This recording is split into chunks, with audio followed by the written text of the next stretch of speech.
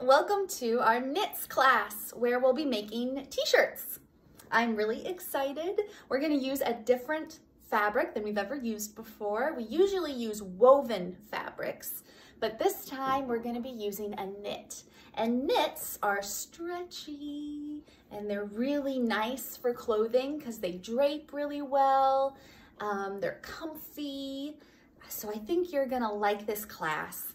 But because it's a new type of cloth that we haven't used before, there's a couple things that are going to be different when we're sewing, and that might take a little bit of time to get used to, but that's totally okay.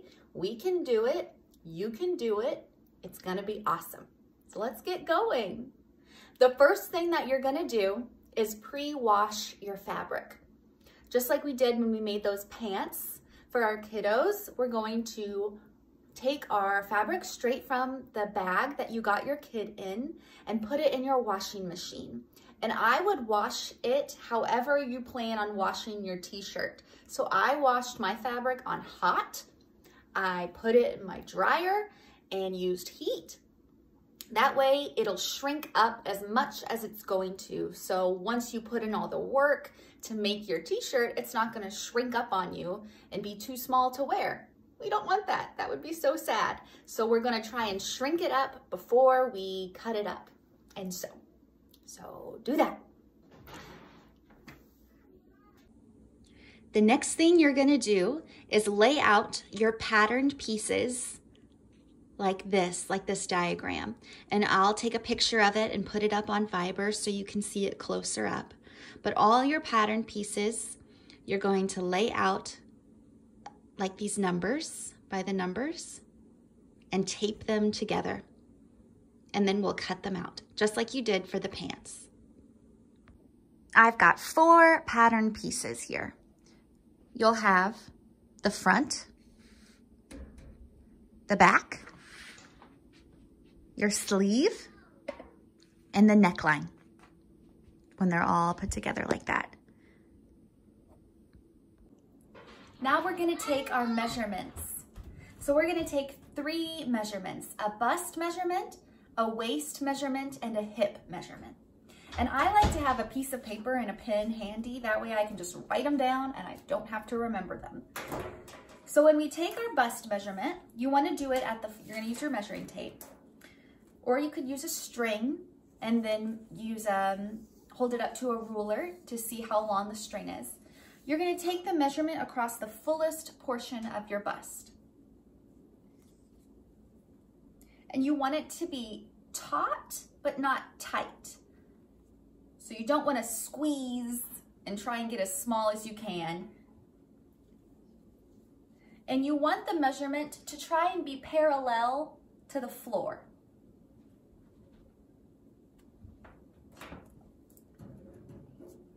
Now for your waist, that's where your natural waist is. Here, it's where this dress hits me right here. It's where you put your hands on your hips most naturally.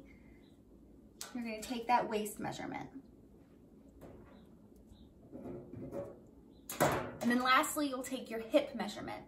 And generally, your hips are about 7 inches from your waist measurement that we just took.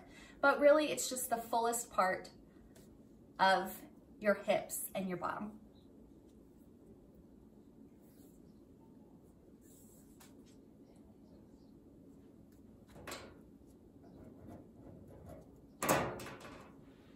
So there you have it. Those are your 3 measurements. And then you'll take those measurements to the chart on page 3 or page 4, and you can circle the number that you found to determine which size to cut. So let's do that. So I circled my measurements here. Yours might be different. And you see that 2 of my measurements fit under the 4, and 1 of my measurements fits in the 6. So what I'm going to do is when it gets down towards the hip, I'm going to grade the pattern to a 6. So let me show you how to do that. On my pattern piece here, before I cut,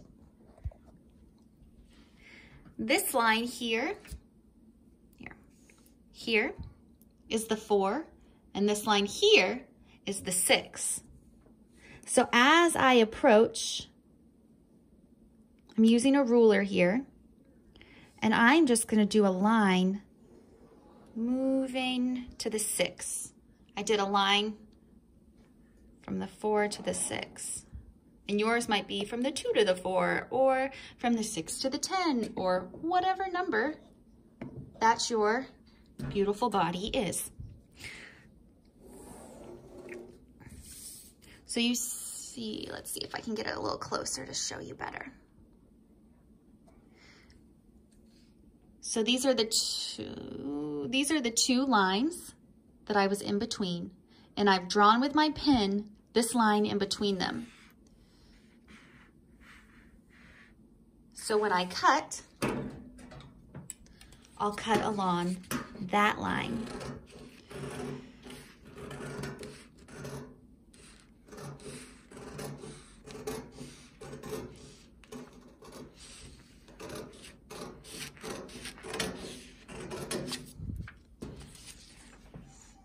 So see, I was cutting along the 4, and now I ended up cutting where the 6 is. And whatever you do to the front pattern piece, you're going to do to the back pattern piece. So just like I did before, I'm going to find that 4 line and draw a line gradually out to the 6 at an angle. And then cut along that new line that I made. Like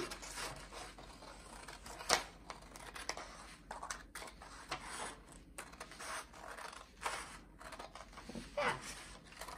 And then I'll just keep cutting along my line. Now I should have mentioned this before I started cutting, but if you want to use this same pattern for a different size, maybe for another person, don't cut into it like I did. What you're going to do is use some freezer paper and lay it out over your pattern and trace your pattern with using the freezer paper, and then cut out the pattern from the freezer paper. That way you don't cut into your pattern right here. You'll use the freezer paper as your pattern. If you have any questions about that, just let me know on Viber and I can show you. If you're just making one pattern, you can just cut your size out of the pattern. If you're only making one shirt, I mean, you can just cut your size out of the pattern pieces. And you'll see here, there's 3 different lengths of the t-shirt. There's a cropped length, a mid-length, and a hip length. So if you like shorter shirts, maybe you're more petite, you might want to do the cropped length. And if that's the case, you're gonna cut it right here. And this is gonna be the bottom of your shirt. Or maybe you like a mid-length, or you want it to your hips. I can maybe show you what the different lengths might hit you at. On page number 5, you can see the different options you have when making your shirt. So here is an example of the cropped length. It's a little shorter. Also, you have the option to make the sleeves short. If you don't want long sleeves, you can do a short sleeve. Here it looks like to be the mid-length. See, it's a little bit longer than this cropped. And here is the hip length. So it'll go down to where we took that hip measurement. And, you know, you can make it the hip length, and then once we get to the point where you can try the shirt on, you can say, I'd like to cut off a couple inches. And that's totally cool. You can do that then if you want to adjust the length there. But if you know from the outset that you would like the cropped or the mid-length, go ahead and cut on those lines of your pattern. The same thing goes, this is the sleeve piece of the pattern. There's a couple options here as well. If you would like a short sleeve, you're gonna cut along this line. if you want a 3/4 sleeve, so maybe you want it to go to like here and not all the way down to your wrist, you're gonna cut here. And then if you want it to go down to your wrist, you'll cut it along that line.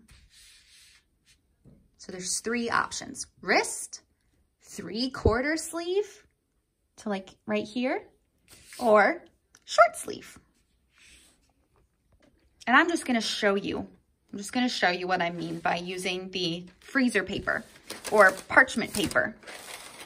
What you can do, so you don't have to cut into this, is to lay this on top of your pattern. And you see how you can see right through it really easy. And you might have to tape a couple pieces of this together to cover this edge. But you will just use a pen. Where'd my pen go? And trace over the size that you want, like that. And then you'll cut out on top of, you'll cut out this top layer instead of the pattern piece. And it doesn't have to be freezer paper. It could be some kind of tissue paper, something like that. You could also use. And I'm gonna make mine with a 1/4 length, 3/4 length sleeve. So I'm gonna cut along that edge. Before we cut our 4 pattern pieces out of our fabric, let's talk a little bit about this knit that we have. Knit fabric has right and wrong sides, just like the woven cottons that we're used to using, but it can be tricky to tell which side is which. And honestly, because it's so hard to tell which side is which, I don't think it makes that big of a difference. However, I'll show you how to tell. For jerseys, it will start rolling. You see how this edge has kind of rolled in? It likes to roll in towards the wrong side of the fabric. So this here is the wrong side. This here is the white side. And you can kind of tell with this blue fabric, I'm not sure about the black, but here, if I turn it, can you see that this side is a little bit shinier? It catches the light a little bit more than this side does. This side's a little duller, and this side has a little bit of a shine to it. This is the right side. This is the wrong side. You can see how it's starting to roll towards the wrong side. So when we fold our fabric to cut out our pieces, we're going to fold it selvage to selvage. And you can tell the selvage, well, these pieces that you have are really long on one side and a little less long on the other. The long sides are the selvage sides, and the short sides are the not selvage sides. Don't worry about that. Fold it like a hot dog. So just like this piece of paper I have here, you have the long sides and the shorter sides. These sides are the selvage. So we're going to fold it like this. Okay? And now, if you have this blue fabric, you might have noticed that there is a little bit of staining on it. You can see it here. So what I'm going to do, because I don't want my top to have this big old stain in it before I even wear it, because I'm sure to stain it all on my own. I don't need extra help staining my clothes. So what we're going to do is we're going to fold it, not quite selvage to selvage. We're going to fold it just to the edge meets the beginning of this staining pattern. And I'll show you. I like to fold on the ground because this is so slippery, this fabric. It falls off the table easy, so I'm going to do it on the ground. If you have a really big table and you can do it on your table, I'm jealous. That's awesome. So I've got my fabric just totally spread out over my entire house, it seems like. And I have it wrong side facing up. So if I zoom in, you can kind of tell the edge here is rolling up facing this side. So this is my wrong side. Try and set the camera here. And when I wash my fabric, a lot of that staining came out, but there's still a little bit. So I'm gonna still not totally fold it selvage to selvage. If you have the black fabric, don't worry about it. You just totally fold this thing in half, and you might need a buddy to do it. But if you have the fabric with the staining, I don't know if you can see me, but the staining is right here and it goes across that way. So I'm going to fold my fabric just to the base of that stain, and that still gives me plenty of fabric to cut my pieces out of.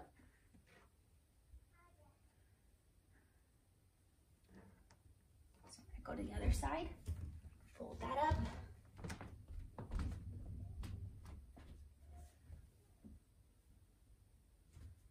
It's a little bit like folding a fitted sheet. I don't know if you guys have fitted sheets in your homes, but I do, and they are the worst. They are so hard to fold. I usually just end up balling them up and putting them in a basket and forgetting about it. Okay. So it might take a little bit of adjusting because you want to make sure you get a nice flat surface.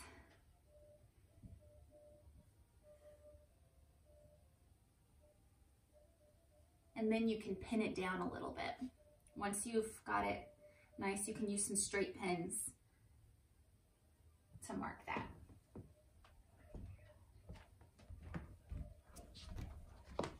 I don't know if you were able to see any of that, but I hope so. So this is the way it looks. I folded it just to the base of those water spots that now I can't see very well. But if you can see them, fold it to the base of the water spots. And if you don't, if you have the black fabric, you'll take this edge and fold it all the way, meet it that other edge. You'll just fold the whole thing in half. This is just if you have staining.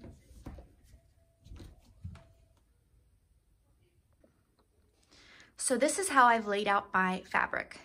I mean, my pattern pieces on my fabric. I've got my front piece here, and the center fold is right up against that fold that I made.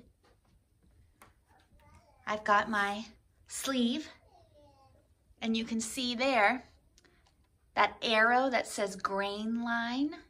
That is going to be parallel to the fold and to the selvage. Selvage is over there, like that. Then I have my back piece, and that center back is going to be right up against the fold. Those arrows point to the fold.